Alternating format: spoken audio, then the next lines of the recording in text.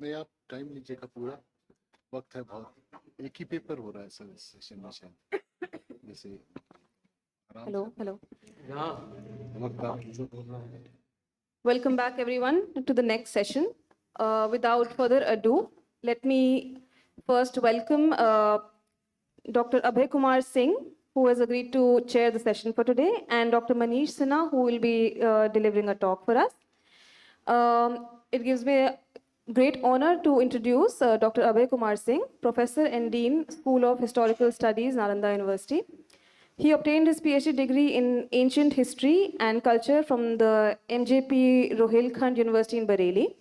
His research focuses on ancient Indian interaction with the Persians, Greco-Bactrians, Sakas, and its lasting effects. He has been a recipient of Indian History Congress Prize 2004 and Professor I.G. Khan Prize of Indian History Congress 2006. He's on the editorial board of many research journals and holds life membership of various prestigious societies and associations. We welcome you, sir. Thank you for agreeing to chair the session for us today. It also gives me great pleasure to introduce our key speaker for today, Dr. Manish Sinha, Professor, Magad University, and also the honorable member of the organizing committee of Bodh Gaya Global Dialogues. Today he will be talking on the culture and religion of Tibet and Bodh Gaya. A brief introduction about our speaker. Manish Sinha ji is professor and former head, University Department of History, Magad University, Bodh Gaya, with 25 years of teaching experience. He has been associate at Indian Institute of Advanced Studies, Shimla twice, and a visiting professor at Central University of South Bihar, Gaya. His areas of research are modern India, international relation, and diasporic studies. The focus of his current research is on the dual membership of the Congress and Hindu Mahasabha in Bihar, also awarded a major research project by the ICHR recently. Discovery and documentation of the ancestral linkages of Indians who went to Trinidad as indentured laborers. Presently, he is also engaged in extensive research on the Tibetan diaspora in the exile in India. We welcome you, sir. Thank you. And without further ado, I request you to please deliver your talk.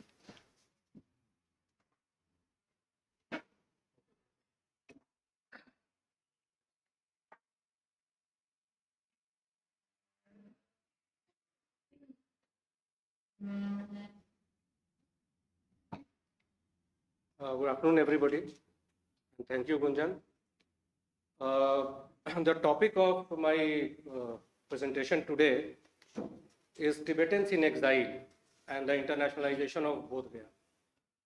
So, in my presentation, I will try to analyze how the Tibetans have contributed to the transformation of Bodh Gaya from a small nondescript town to the situation where it now occupies an international place. Of course, there have been many more factors behind the internationalization of Bodh Gaya, but we need to look from the association of the Tibetans, the exiled Tibetans, and one of the living symbols of engaged Buddhism, His Holiness the Dalai Lama. So how their association and their continued interaction with Bodh Gaya has contributed to the globalization and internationalization of Bodh Gaya. Now, when Dalai Lama talks about in his autobiography, Freedom in Exile, that India is my Arya Bhumi, India is our Arya Bhumi, our Karma Bhumi. In fact, जब उन्हें 1956 में यहाँ बोध गया में 25वां बुद्ध जयंती महोत्सव मनाया जा रहा था. It was a very big event. Prime minister Jawaharlal Nehru और साउथ ईस्ट एशियन कंट्रीज से बहुत सारे लोग आए हुए थे, काफ़ी डिग्निटरीज आए थे. एक न्यूली इंडिपेंडेंट इंडिया को शोकेस करना था, अपने कनेक्शंस को भी, एक जो इंटरनेशनल कनेक्शंस हमारा था. तो दलाई लामा को यहाँ आना था. ऑलरेडी वी नो कि इन 1949 two provinces of Tibet were annexed by China, Amdo and Kham. And Dalai Lama was forced to sign a 17-point agreement at China. He had to go to Peking, Beijing. तो उस समय Chou En Lai prime minister थे. तो Dalai Lama asked for permission to come to, उनको invite किया गया था, तो उनको परमिशन शुरू में नहीं मिला. तो लिखते हैं अपने फ्रीडम इन एग्जाइल में कि बहुत डिसअपॉइंटेड थे, बहुत डिप्रेस थे. But later on with the good officers of Pandit Jawaharlal Nehru, Dalai Lama फिर यहाँ पर आए. तो खैर उसके बारे में भी हम लोग बात करेंगे. तो अब what is my connection with Bodh Gaya? Look, I have been born here. मैं गया बोध गया का ही प्राणी हूँ, isn't it? और being born at बोध गया, and now I have been teaching history at Magan City, बोध गया since the last 26 years. तो मेरे लिए बोध गया जो है, it has been an intrinsic part of my growing up. बचपन में याद है कि हमारा गया तो बहुत एक छोटा शहर हुआ करता था. तो आउटिंग के नाम पर क्या होता था? बोध गया. तो बचपन में फादर लेकर यहाँ आते थे, तो आई रिमेंबर द एक्साइटमेंट, बोध गया जाना है. तो कुछ उस समय कुछ इंटरनेशनल नज़र आता था. लगता था कि चलो भाई, इंटरनेशनल के नाम पर बोध ही गया सही. कुछ बाहर के लोग नज़र आ जाते थे. लेकिन तब से और आज में बचपन वाले में बहुत अंतर आ गया है. तो when I remember those days कि when I witnessed the transformation of बोध गया. और किरण लामा जी कल बता रहे थे, वो तो 46 साल से यहाँ है. लामा जी 40 years, 6 साल मैंने बढ़ा दिया. तो हम we have watched transformation. I have watched from a small unhappening town, semi-rural town, into a Buddhist spiritual hub. और फ्रेंड्स के साथ भी we used to come here. Winter season बड़ा एक्साइटिंग सीजन रहता था. Coming here and going to a Tibetan eatery, having thupkas and all those. लेकिन वो check कर लेते थे कि भाई बीफ वगैरह तो नहीं है. और उस समय बचपन में बड़ा एक ये बिलीफ था कि whenever His Holiness would come here, तो रेन्स साथ लेकर आते हैं, ऑस्पिशियस रेन्स. जब रेन होता है तो जो सनातन संस्कृति है वो शुभ माना जाता है कि बारिश आती है. तो ऐसा लोग कहते थे. तो इसी तरह से याद है हम लोग यहाँ जो सामने, अब तो ये जो बॉम्ब ब्लास्ट हुआ उसके बाद से टेंपल के सामने वाला एरिया जो है, बड़ा अच्छा समोसा मिलता था यहाँ पे. We used to cherish them. लेकिन अब वहाँ पे तो नहीं मिलता है. तो that is how we grew up, isn't it? तो मेमोरीज ऑफ बोध गया रहा. लेकिन much has changed over the years. It has become a truly international place. और इसका जो रिवाइटलाइजेशन हुआ है, इंटरनेशनलाइजेशन हुआ है, इसमें टिबेटन्स, एग्जाइल टिबेटन्स का बहुत बड़ा योगदान है ना. और वो योगदान कैसे है, उसी के बारे में विषय में मैं चर्चा करना चाहता हूँ. तो here that is what I want to explore कि how under the leadership of his holiness the Dalai Lama the Tibetans in exile have contributed to the internationalization, globalization और revitalization of बोध गया, है ना. तो मैं 2-3 पॉइंट्स पे focus करूंगा कि कैसे इन्होंने किया है, जो मेरा प्रेमाइस है. पॉइंट नंबर 1 ये है कि the revitalisation of the sacred space of Bodh Gaya जो हुआ है, it has been by the performance of the religious rituals of the Tibetans, है ना. और ये जो रिलीजियस सेरेमनीज हैं, पिलग्रिम सीजन, जब इन लोग एग्जाइल में टिबेटन्स आए तो विंटर सीजन को ही पिलग्रिम सीजन यहाँ पर किया गया. क्योंकि जब टिबेट में से जनरली जो आपका अर्ली समर था, that used to be the ritual season. But winter season यहाँ पे एक बेटर hospitable climate है, तो gradually rituals started being done under the leadership of Dalai Lama and the other Tibetan lamas and gurus in the winter season. तो winter season जो है वो Tibetan pilgrimage season बन गया. And we see कि जो various Buddhist sects हैं, गेलुग हो गया, निगमा हो गया, साक्या है, काग्यू है, तो इनके वेरियस पूजाज यहाँ पे ऑर्गेनाइज होने लगे. अब तो बहुत बड़े पैमाने पे होते हैं. अभी कल के बाद में बताया कि कौन बता रहे थे, किरण लामा जी बता रहे थे, मोलम पूजा होने वाला है ना, त्रिपिटक चैंट होने वाला है. तो वो जो कैलिफोर्निया वाले जो वाला ग्रुप है वही कर रहा है ना, Light of Buddha Dharma Foundation. हाँ, तो Light of Buddha Dharma Foundation is going to organise the Tripitaka chanting Pali का जो है. और मोलम पूजा अलग अलग सेक्ट का है. सबसे बड़ा जो है वो काल चक्र पूजा है, the Kalachakra puja, the puja, it is a tantric puja. और दलाई लामा ने कई इनिशिएशंस यहाँ पर दिया है जिसके विषय में हम बात करेंगे. तो पहली बात तो ये है कि भाई देयर रिचुअल्स जो परमानेंट फीचर बन गया है बोध गया के लैंडस्केप का, तो they have contributed to that revitalisation. उसके चलते बहुत सारे लोग बाहर से आते हैं, जो एग्जाइल्ड टिबेटन्स हैं वो यहाँ आते हैं. उनके लिए एक मीटिंग पॉइंट हो जाता है बोध गया. और इन पूजा को देखने के लिए, पार्टिसिपेट करने के लिए देश विदेश से लोग आते हैं.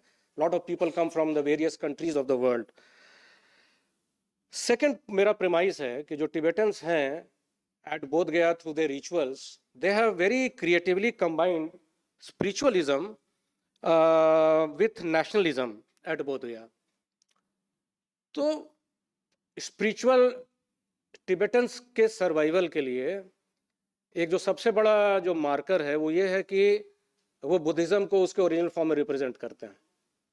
And that is but they represent the original Buddhist culture and ethos in its original form, and that is their greatest marker for their survival as exiles, है ना. तो exiled है यहाँ पे. तो deliberately इस चीज़ को एक cultivate भी किया गया है ना. लेकिन उनके साथ एक issue ये भी तो है कि they are a displaced community. तो ये जो पूजा होते हैं, जो pilgrim season होता है, तो एक मौका भी रहता है जहाँ पर कि वो अपनी राष्ट्रीयता की बातों के विषय में बात कर सकें, where they can espouse their nationalist cause. मुझे याद है कि वो जो टिबेटन इस एरिया में मेरा इंटरेस्ट पहली बार जागृत हुआ 2012 में, और 2012 में Kalachakra puja was there. So I remember my university is just in Bodh Gaya, hardly even half an kilometre from here. तो आई रिमेंबर कि मैं मास्क पहन के यहाँ पर आता था, उसमें 3 लाख लोग आए थे. और I use to meet a number of activist, काफ़ी लोगों से मिला. कुछ एक्टिविस्ट से मैं अभी भी टच में हूँ, कांटेक्ट में हूँ. फिर 2017 में काल चक्र हुआ. देन आई 2012 में जो यहाँ काल चक्र हुआ था, तो I wrote a paper. Then I went to, I was invited to Oxford, वहाँ गया था मैं. तो एक इंटरेस्ट रहा. दूसरा है कि एक कन्वीनियंस भी है मेरे लिए. मैं बोध गया का हूँ, यूनिवर्सिटी मेरी कर्म भूमि है, तो मेरे लिए लोगों से मिलना उलना थोड़ा सा आसान हो जाता है यहाँ पे. सो है ना, अभी देश काल का है कि लोकल और ग्लोबल, तो लेट अस स्टार्ट. मेरा भी ये है कि पहले लोकल से ही हम लोग स्टार्ट करके ग्लोबल नेटवर्क्स की तरफ हम लोग बढ़ें. तो मेरी जो दूसरी बात जो मैं कहना चाहता हूँ कि इन्होंने creatively they have combined spiritualism and nationalism at Bodh Gaya, and not only at Bodh Gaya, at the other Buddhist holy places. और तीसरी बात है कि the association of his holiness the 14th Dalai Lama, who is the living embodiment of engaged Buddhism, has acted as a catalyst for the globalization of Bodh Gaya. Dalai Lama की बहुत बड़ी भूमिका रही है. दलाई लामा को एक लिविंग बुद्धा के रूप में देखते हैं, जो मॉडर्न बुद्धिज्म है, जो एंगेज्ड बुद्धिज्म है, उसके वो प्रतीक हैं, isn't it? तो come winter season and Bodh Gaya is transformed into a Tibetan spiritual hub with thousands of Tibetans taking temporary residence, participating in religious ceremonies, selling antiquaries. पूरे pavement पे ये माला और ये अपने ड्रेसेस ये सब बेचते रहेंगे. पहले तो हर जगह डिसऑर्गेनाइज्ड वगैरह में बेचते थे, अब इनके लिए स्पेशल पीछे में जो टिबेटन मार्केट बना दिया गया है, डिजिग्नेटेड बना दिया गया है. और इसके बाद हम लोग ये देखते हैं कि winter wear, selling winter wear in Lhasa market, operating Tibetan eateries still वो एक टिबेटन को देखते हैं तो बड़ा नोवेल्टी लगता है कि what they are selling, and some of them are quite delicious, but considering what you want to eat, what you don't want to eat, you have to be a little careful, isn't it? And थुपकाज हम लोग का बड़ा favourite हुआ करता था, but gradually now the best थुपका that is not being sold at any Tibetan eatery, वो सबसे बढ़िया थुपका जो है यहाँ होटल फुजिया ग्रीन होटल है, उसका नया ब्रांच पीछे खुला है, तो तिरगर मोनेस्ट्री के बगल में, वहाँ सबसे बढ़िया थुपका मिलता है। अगर किसी को खाना है तो वहाँ जाके खाइए, नवल जी के होटल में, है ना। मुझे तो बड़ा पसंद आया उनका। तो ये सब क्या है, ये सब ट्रांसफॉर्मेशंस है जो कि होते आया है, जिसको कि हम लोगों ने ऑब्जर्व किया है। तो इसके बाद जो ये विंटर सीजन होता था, ड्यूरिंग द विंटर सीजन पूरा दिस होल बोध गया जो स्ट्रीट्स हैं, अभी तो पैंडेमिक के चलते एवरीथिंग हैज़ बीन डिसरप्टेड, तो थाउजेंड्स एंड थाउजेंड्स ऑफ, पूरा आपको जगह नहीं मिलेगा यहाँ रोड पे चलने का, छोटे बड़े मॉन्क्स और वियरिंग मैरून रोब्स, जो वो अपने बीड्स को ऐसे ऐसे करते हुए just circulating their beads and whispering their prayers to themselves. That is a marvelous sight to behold. It appears that the whole spiritual land, पूरा जो बोध गया का जो वातावरण है वो आध्यात्मिकता से ओत-प्रोत हो जाता है। आध्यात्मिकता, the spiritualism is oozing out from every nook and corner of Bodh Gaya. That is a marvelous sight to behold. Or not only the Tibetans, these are the places where we see many tourists from trans-Himalayan states, East Asia, Taiwan, China, Southeast Asian countries, they are here, है ना? Plus the local people, we, the local tourists, the Indian tourists, so they become a meeting point. Bodh Gaya becomes a melting point for various cultural backgrounds, various peoples, or various people I mean. और Tibetans के लिए जैसे Tony Huber लिखते हैं the Holi Land Reborn में कि वो ये सब जो ओकेजन्स है इनके लिए एक एग्जाइल टिबेटन्स के लिए एक मौका भी होता है कि where they set up their temporary roots, अपने अस्थाई जड़ों को ये तलाशते हैं यहाँ पे द एग्जाइल टिबेटन्स, और it becomes a mega social occasion for also them to meet. अलग अलग सेटलमेंट्स में टिबेटन्स हैं scattered all over India, they meet here. तो सोशल इवेंट्स भी है, स्पिरिचुअल तो है ही, और प्लस एक ये ओकेजन हो जाता है क्योंकि इंटरनेशनल इवेंट्स ये रहते हैं, तो जो नेशनलिज्म कॉज है, नेशनलिस्टिक कॉज उनका है, तो उसके विषय में भी they talk about. I remember कि 2012 में जब कर रहा था तो काफ़ी डॉक्यूमेंट्रीज, फिल्म्स दिखाया गया एनवायरनमेंट पे। मुझे याद है कि Tibetan women association, I remember executive committee member थी ढाठौन शर्लिंग, उन्होंने इनवाइट किया था मुझे।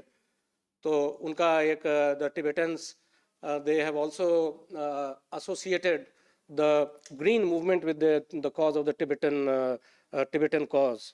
दे से कि Tibet is the third pole, the home to the largest water reservoir in the world after Arctic and Antarctic and China.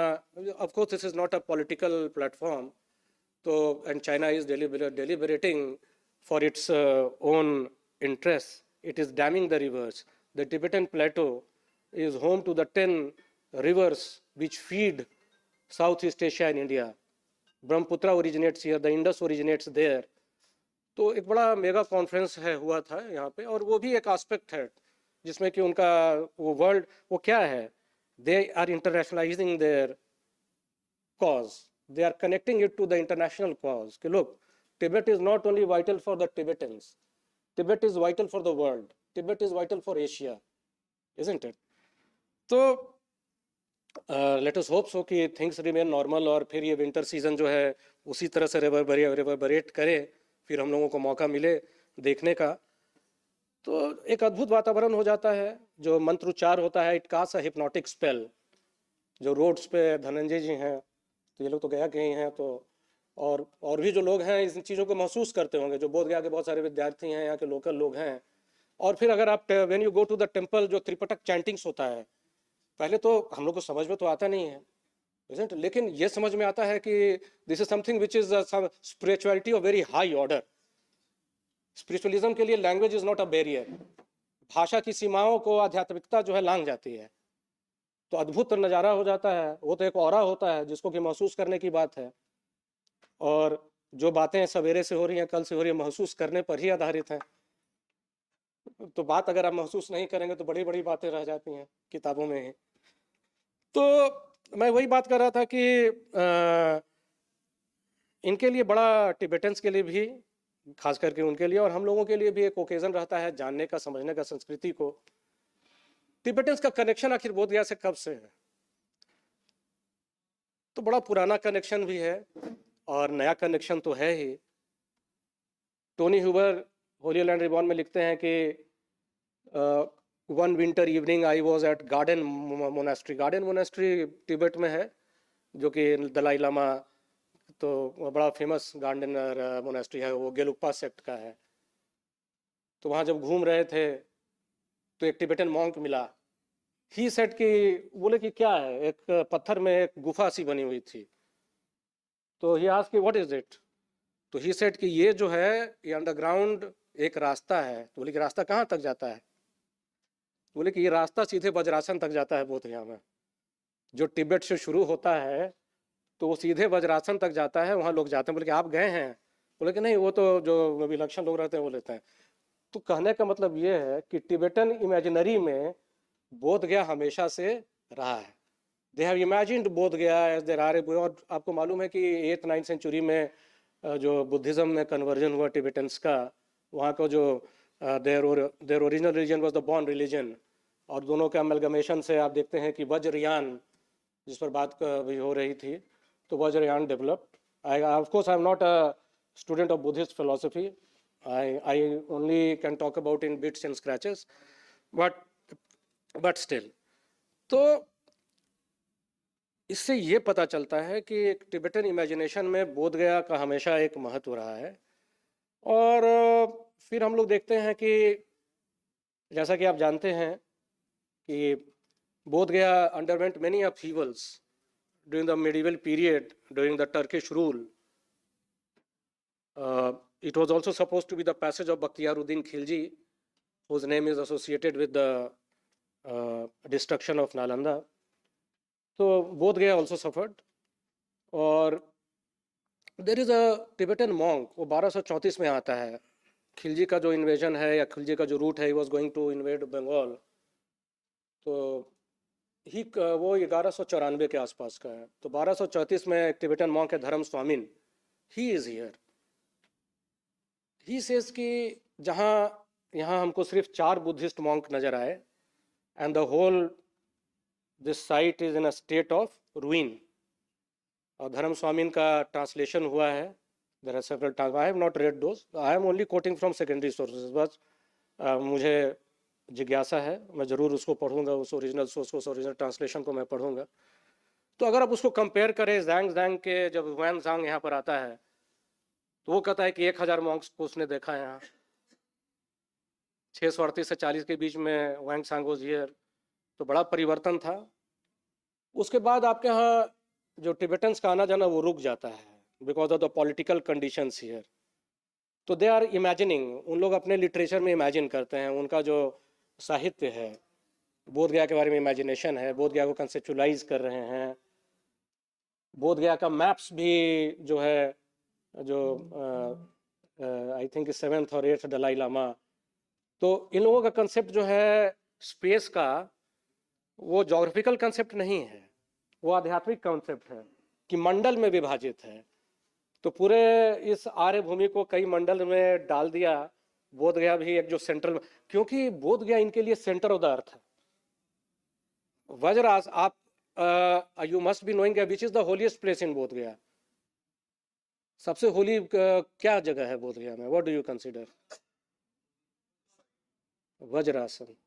It is not the Bodhi Vriksha, it is the Vajrasan, the stone slab where Buddha meditated, isn't it?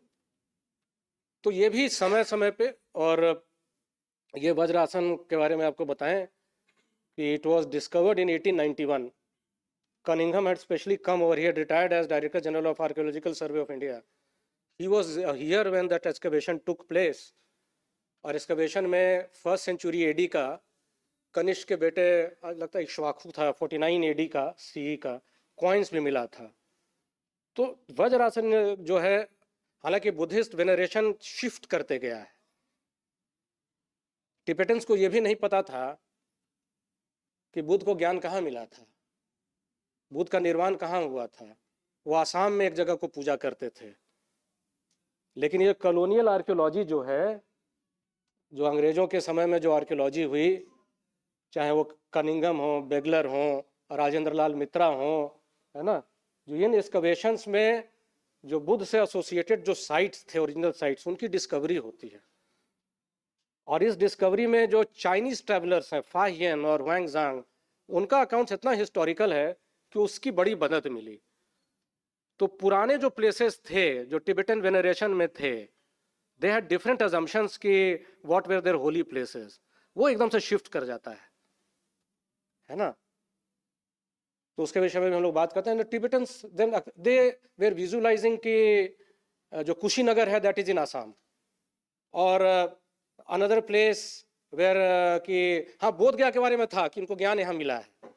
Rawalpindi के पास एक जगह ही they are also associating कि first sermon वहाँ पर दिया था, something like that, because they had no particular image visualization based on latitude and longitude, और बीच में एक डिस्कनेक्ट भी हो गया during that period, isn't it. But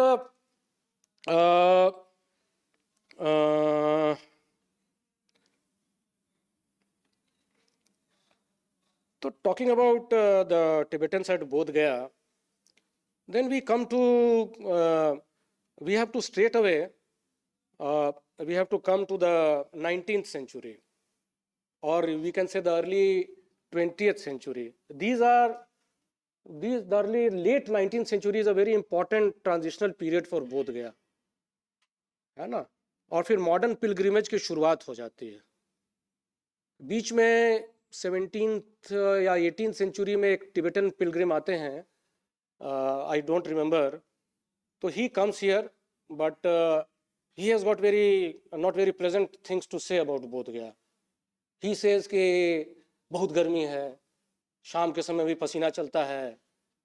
then he says कि यहाँ की औरतें बहुत झगड़ा करती हैं, शाम को जो है सो सब बैठ जाती हैं। तो of course I am excuse, this is something which I am quoting, I am not recommending or endorsing it. तो I mean to say कि there is a vacuum. उसके बाद 19th century जो है बड़ा important period है, colonial archaeology at its peak, नए नए discoveries हो रही हैं। उसके बाद बोध गया का आप देखिए, Sir Edwin Arnold Light of Asia लिख देते हैं, बड़ा चर्चित किताब होता है बुद्ध के विषय में, है ना। एक बुद्धिस्ट मॉडर्न रिवाइवलिस्ट मूवमेंट की शुरुआत हो जाती है, जिसके कि जो करता धरता है, जो डॉइन प्रीस्ट हैं, अंगीकार धर्मपाल हैं, जो कि श्रीलंका से घूमते घूमते यहाँ आ गए। ही comes here, he visits, he is the founder of Mahabodhi society. Yes, he comes here, I think it was 1864 when he first visited here. No, 1894. हाँ, it's 1891. 1864 he becomes, he renounces Sansarik and becomes a Buddhist monk. He was born in it. Thank you Kailash for correcting me. So anyway, he comes here in 1891, और वो बहुत ही ये देख के बहुत ही depressed हैं कि जो बोध गया है, क्योंकि इसका कनेक्शन है तिब्बतन्स के साथ। इसलिए एक थोड़ा when we talk about, तो we have to talk about it holistically कि क्या हो रहा है, and where इस पूरे पैराडाइम में टिबेटन्स कहाँ से फिट कर रहे हैं, इस मॉडर्नाइजेशन का जो पैराडाइम है। तो एक आंदोलन की शुरुआत होती है। बोध गया मंदिर में बुद्धिस्ट कंट्रोल की बात होती है। बोध गया मंदिर उस समय बोध गया महंत के नियंत्रण में था। आचार्य नरेंद्र गिरी थे, कौन थे, कृष्णगिरी, ठीक है ना, वो गिरी संप्रदाय के लोग थे। शैव मोनेस्ट्री यहाँ बना था, घमंडी गिरी आए थे 1590 में, उस समय पूरा उजाड़ हो गया था। तो ये temple it came under his care, और यहाँ एक मूर्ति भी ला कर रख दी गई, बुद्ध की पूजा अवतार के रूप में भी होने लगी, यानी कि वो हिंदू संप्रदाय के भी वो एक भगवान हो गए। इसीलिए कल मैं जो बोल रहा था ना कि यहाँ का की जो सांस्कृतिक विरासत है मल्टी फेसेटेड है। हम लोग बोधगया जाते हैं तो बोधगया के बाईं साइड में कभी देखा है क्या है वहाँ पे? बाएं साइड में जो गिरी संप्रदाय के महंत हैं उनकी समाधियां हैं,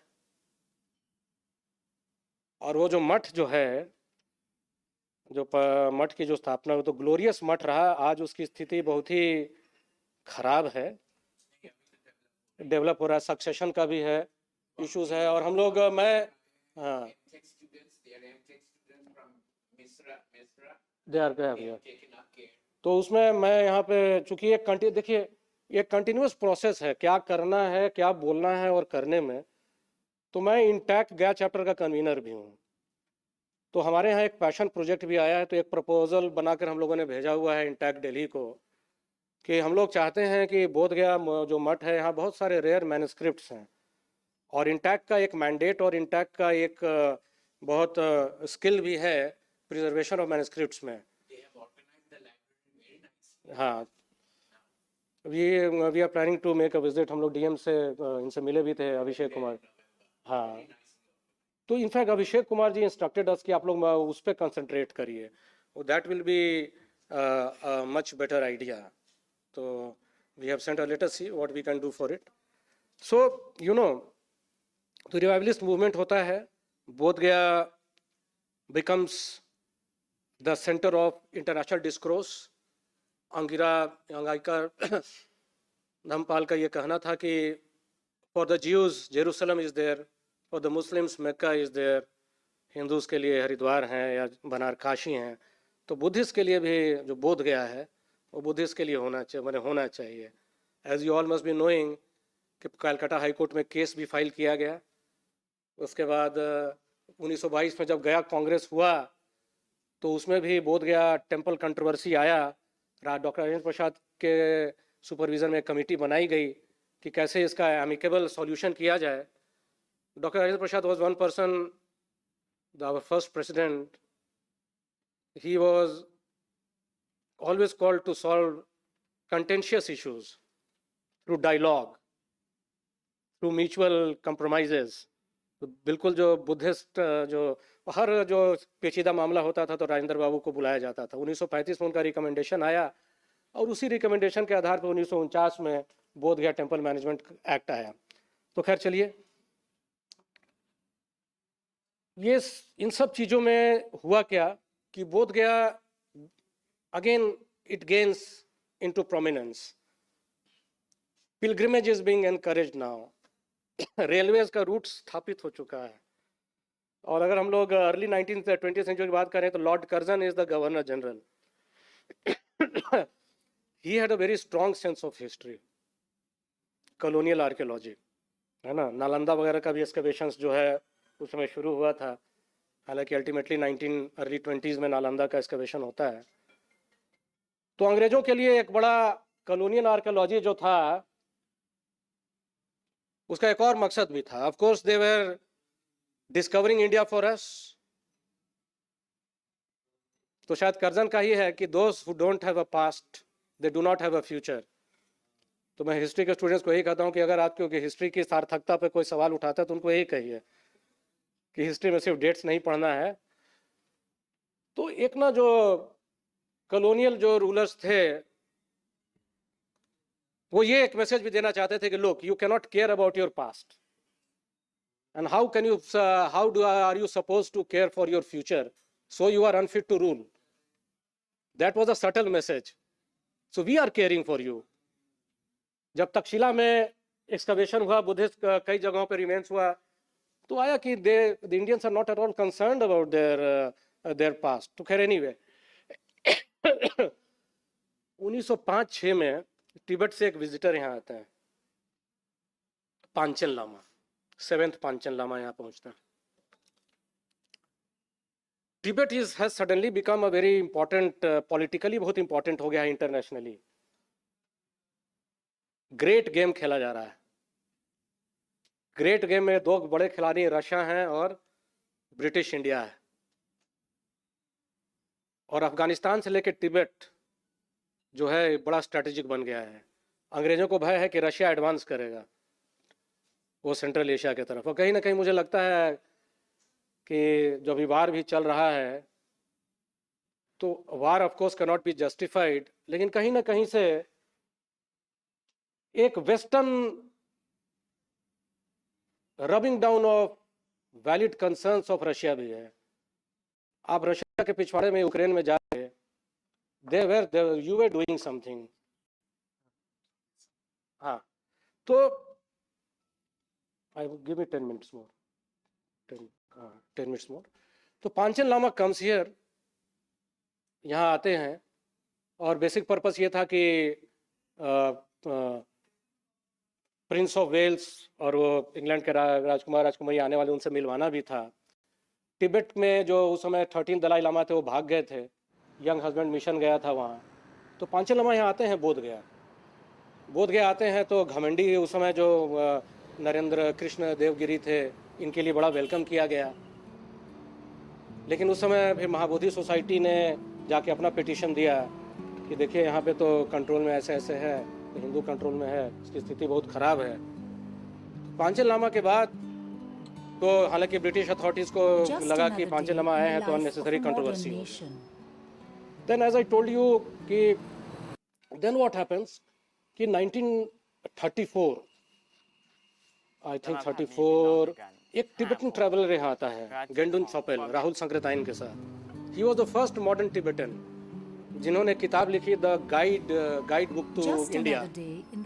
और अभी तक जब भी इंडिया के बारे में था तो रेलवे रूट के साथ सब कुछ, and ultimately you know he was imprisoned. बहुत सारी बातें उनके जो टिबेटन जो हार्डलाइनर्स थे या जो नॉन कन्फर्मिस्ट थे उनके खिलाफ जाती थी ये बातें। तो गेंडिंग चोपेल 1903 to 1951, he died in 1951 in a Tibetan prison. He was imprisoned. Then as you all know, in 1949 China invades Tibet. Dalai Lama is forced to sign a 17-point agreement. 1956 में दलाई लामा यहाँ आते हैं, जो 2500वां साल बुद्ध का जो परिनिर्वाण का था, बहुत बड़ा मेगा इवेंट था। उनको पहले परमिशन नहीं मिला, फिर आए वहाँ।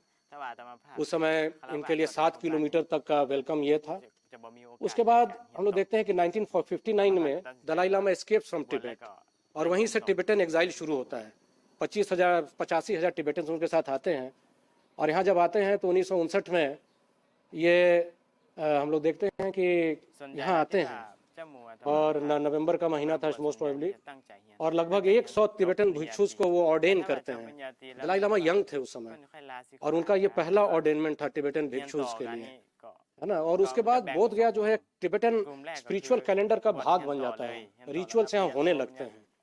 और तिब्बतन जो बुद्धिज्म है उसमें कई सेक्ट हैं।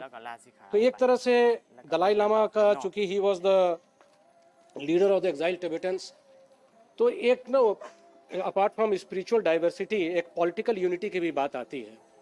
बोध गया का सिग्निफिकेंस टिबेटन्स के साथ ये भी है कि 2 फरवरी 1960 ईस्वी को दलाई लामा ने यहाँ पे ये कहा कि हम लोगों को डेमोक्रेसी की तरफ बढ़ना पड़ेगा। जो टिबेटन पॉलिटिकल, देखिए Dalai Lama is a political head as well as a spiritual head he was. हालांकि अब उन्होंने सारा अपना पॉलिटिकल जो पावर है उसको रिलिंक्विश कर दिया। यहीं बोध गया में यह घोषणा की गई 2 फरवरी 1960 को कि Tibet has to modernize, change to a modern political system. और एक सटल मैसेज भी था वर्ल्ड को कि we are out there to take our place in the truly international community. और इलेक्शंस की बात उन्होंने की। 2 सितंबर 1960 को पार्लियामेंट के लिए इलेक्शंस होता है ना, और तिब्बतन पार्लियामेंट के लिए जो इलेक्शन हुआ, उसके बाद हम लोग देखते हैं कि 2 सितंबर कशाग का तो कैबिनेट को कहते हैं, और तिब्बतन पार्लियामेंट को क्या कहते हैं, maybe just a minute, I will have to look down. Kashag is the cabinet sir, assembly of Tibetan deputies. हाँ, Tibetan parliament is Kashag, you are correct, Kashag. और उसमें जो उसका चुनाव होता है, एक इलेक्शंस होता है, और कलोन त्रिपा प्राइम मिनिस्टर हुआ ग्रेजुअली। तो इसका कहने का मतलब है कि बोध गया को इतना सेंटर उन्होंने माना कि डेमोक्रेसी की भी शुरुआत हो सके। और ग्रेजुअली हम लोग देखते हैं कि 1975 2 सितंबर से वो टिबेटन डेमोक्रेसी डे के रूप में सेलिब्रेट किया जाने लगा। हम लोग ये पाते हैं कि यहाँ जो काल चक्र पूजा जो है ये होलिनेस दलाई लामा के द्वारा बोध गया में 1974, 1985, 2003, 2012 और सबसे लेटेस्ट जो लास्ट हुआ वो बोध गया में 3 जनवरी से 13 जनवरी तक किया गया 2017 में, जिसमें कि 1 मिलियन फॉलोअर्स आए थे, है ना। तो ये काल चक्र पूजा सबसे advance form of Vajrayana practice है and it is the most complex systems in tantric Buddhism. और ये जो दलाई लामा 14 दलाई लामा है, ये आज के दिन में सबसे प्रोमिनेंट काल चक्र पूजा करने वाले हैं, है ना। और ये Kalachakra puja they are mega spiritual event.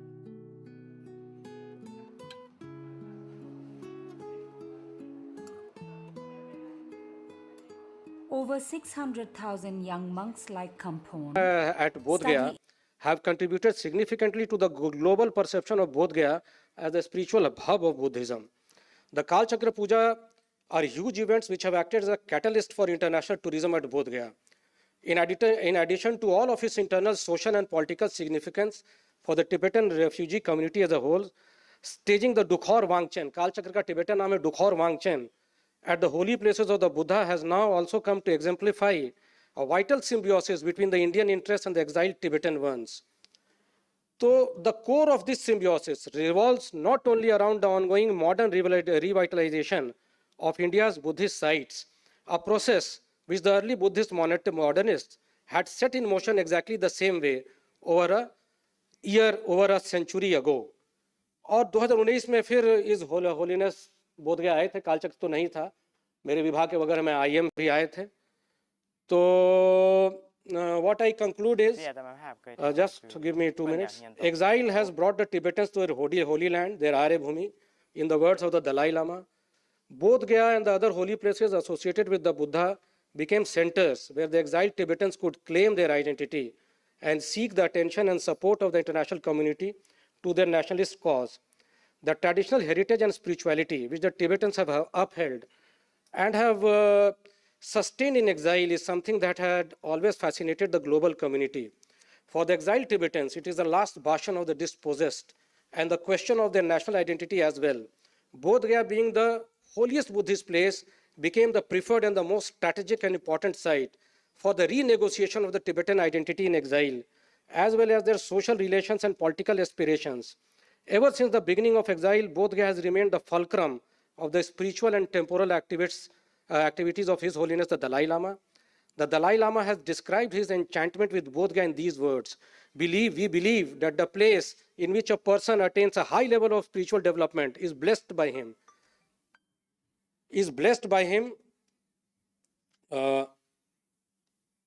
Just as an ordinary man or woman creates a certain atmosphere जहाँ आप रहते हैं, in the room in which they live, so have great beings in holy places. मतलब कि बुद्ध जो यहाँ पे जो बुद्ध का एसोसिएशन रहा है, तो इसके साथ एक ऑरा एसोसिएटेड है जिसको वो महसूस कर रहे हैं, है ना. For Tibetans, India is the higher land.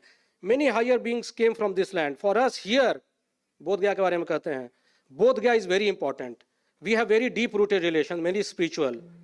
The rise of Dalai Lama's international profile as a religious and moral leader and his spiritual association with Bodh Gaya and the Tibetans in exile have contributed immensely to Bodh Gaya's globalization. The Tibetan use of ritual empowerment has revived the sacred space in Bodh Gaya with its emphasis on world peace. The Tibetan religiosity has been promoted as a significant resource of universal appeal. According to Tony Huber in the Holy Land Reborn, the proliferation of the monasteries and ritual events at Buddhist sacred sites both highlights the existence of a fragmented and dispersed Tibetan exiled world and provides a vital cultural essence for the establishment of some socio-religious unity. So last, nowhere in the Tibetan consecration of sacred space is more evident at Bodh Gaya, where several thousand Tibetans take up residence during the winter season and perform large-scale rituals. So summing up, what I feel is that various factors have been at underplay in the revitalization and reinvigoration of Bodh Gaya And a very important role has been played by the Tibetans in exile under the leadership of His Holiness the Dalai Lama. Thank you, everybody, for listening to me patiently. Thank you, sir. Thank you very much.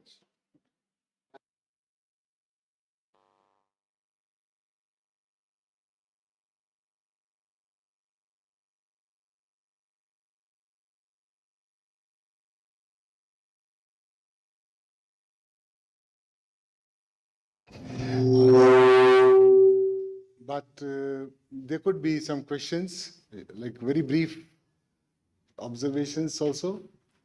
Yes, please.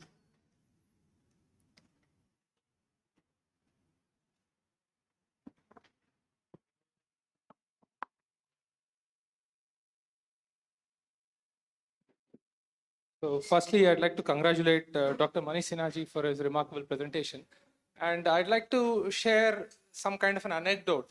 My journey to Bodh Gaya started with the teachings of His Holiness. I came here in 2011-12, and I have seen this transformation, And not only that, apart from all the things that you mentioned about how the Tibetans have revitalized this place and made it very relevant, in some level, it is also His Holiness, he has a Drid Sankalp that the Nalanda tradition, of Buddhism, which forms the bedrock of the Tibetan tradition, needs to be revived in the minds of Indians, So for me, I've been coming here for the last decade, almost every year for the teaching. And this has led me to discover a lot of things about the Nalanda tradition, going to places like Rajgir, going to places like Nalanda. So the figures who I listened to as Nagarjuna, Shantarakshita, Chandrakirti, Shantideva, they've all become living realities, because once you have a place, a geographical marker, then stories around it, then it becomes more tangible for you. So in that sense, His Holiness has probably planted seeds of revival of Nalanda tradition within the Indian community also. Yes. Because one thing I've noticed is wherever His Holiness goes, like how you mentioned, I've noticed that there's usually a small rainfall, even in Ladakh, in the middle of rain seasons, there's the rainfall, and it's associated with the tantric tradition of how elements are in harmony with the great master. So even the people who put up shops here or beggars, they buy ticket from southern part of India and they say, we'll go to Bodh Gaya because Dalai Lama is teaching and dharma will be done there. Of course, their idea of dharma is collecting donation or getting some this thing, but that everyone is able to recognize something unique. It always makes me feel that probably during the time of Buddha or Nagarjuna, when this place was visited or some ceremony was given or some puja was done, it would have been like this only. So the power of imagination, you just mentioned how the Tibetan Buddhists use Bodh Gaya as a central of their imagination, though they don't know in terms of coordinates where it is located. They refer to the place directly as Dorje Den, which is Vajrasana only. So the direct translation, they know why it is important and why it is the epicenter of all activities in the Buddhist universe. So in that sense, I feel very grateful to be coming here time and again. And I also feel very privileged to have listened to His Holiness over the years in this place. And I made a lot of friends, here in Bodh Gaya, young, a sculptor and some pav bhaji wala and my guest house ka owner. So everyone in this place recognizes that importance. And probably decades down the line, like how we have seen the revival of Tibetan movement from 1959, 60 till now, maybe there will be a new growth in how scholarship is seen in India in the context of Nalanda teachings, how His Holiness presented, and I hope that there'll be many interesting things to follow because of this great master's presence. So I would like to thank you for this opportunity. Thank you very and much. sharing my wisdom. Thank you, sir. Very nice observation. And particularly, as you made the point that Nalanda and Bodh Gaya being together, the Nalanda tradition. Anybody who would like to ask something? Could be. There's just some time left between lunch and us. So, is anybody else? Yes, please. His Holiness has acquired a huge land here to start Nalanda studies, Nalanda tradition here, in the crossing here. Huge land has been allotted to His Holiness. Just opposite to the Magadha University. Magadha University, which gate? South gate or west gate we call this?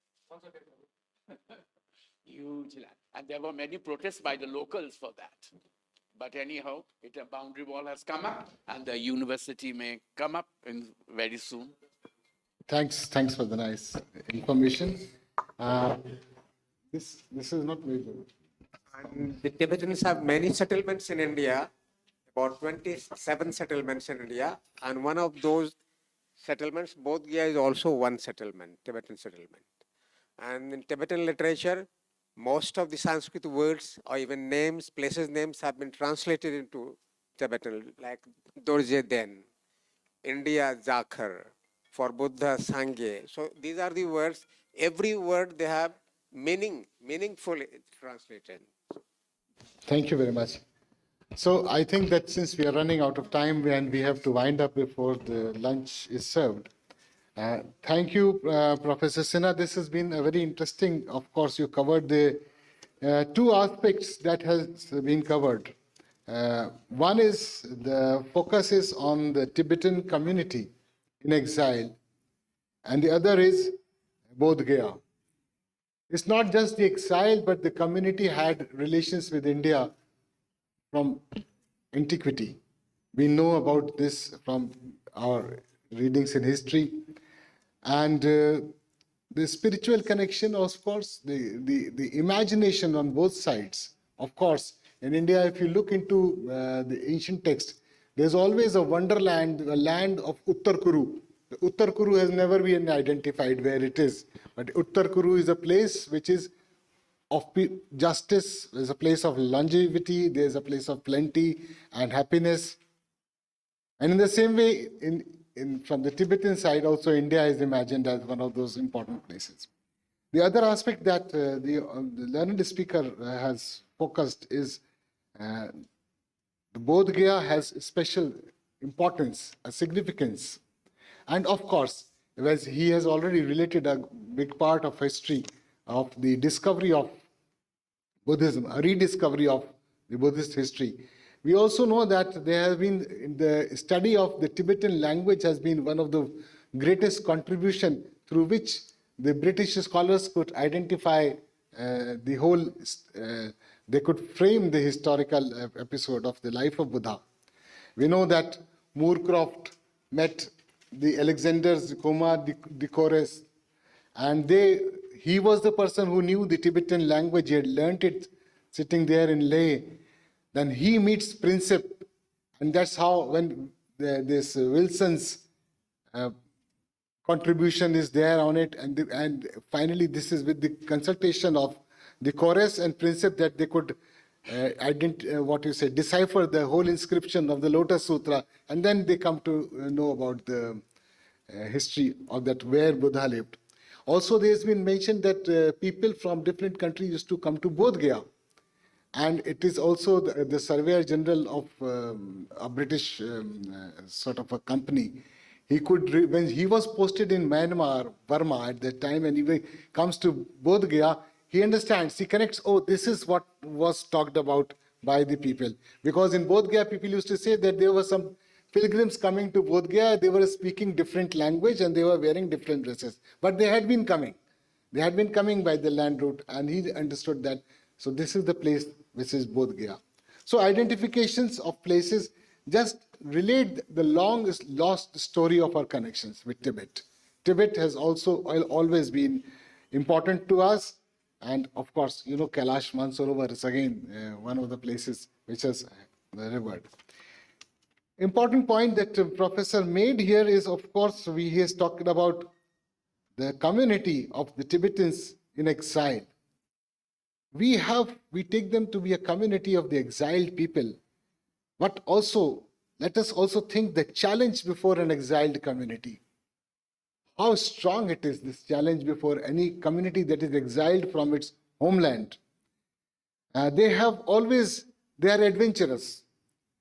This is a forced migration, if you may say. If you don't say it exile, it's a forced migration. So there's a disconnect, and at the response to the disconnect, there is a reconnecting also. And the reconnecting to which place?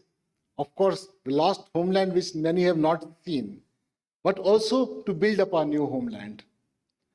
To build up something. So it is residing when they are in India, the Tibet is residing in their mind all the time, in their imaginations, which is their homeland.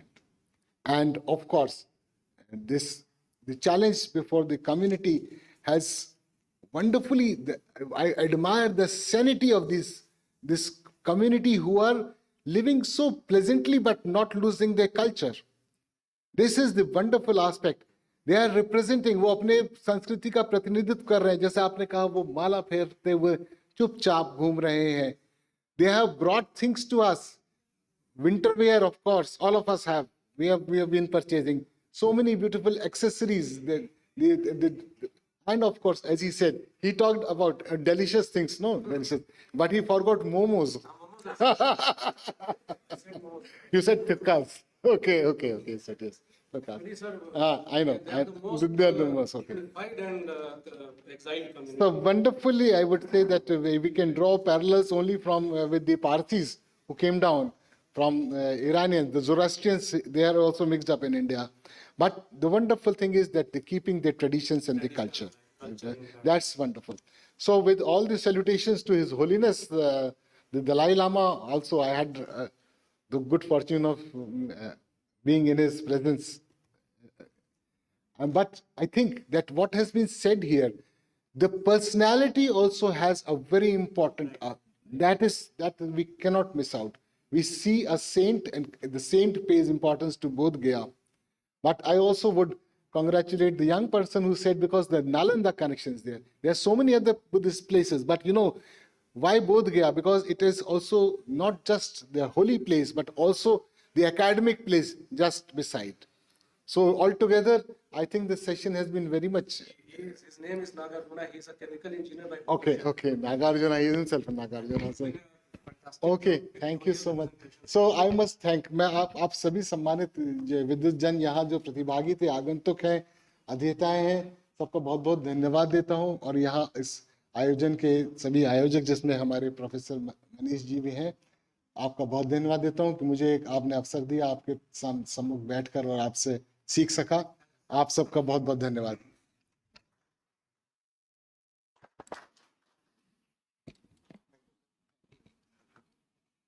Thank you so much, Dr. Manish Sinha, for that enriching talk. And thank you so much, Dr. Abhay Kumar Singh, for chairing the session so beautifully for us. We will now move for lunch, and we will be joining back by 2:30 sharp. The next session is here at Amrapali itself. So please join us for lunch and be back maximum by 2:30. Hope to see you.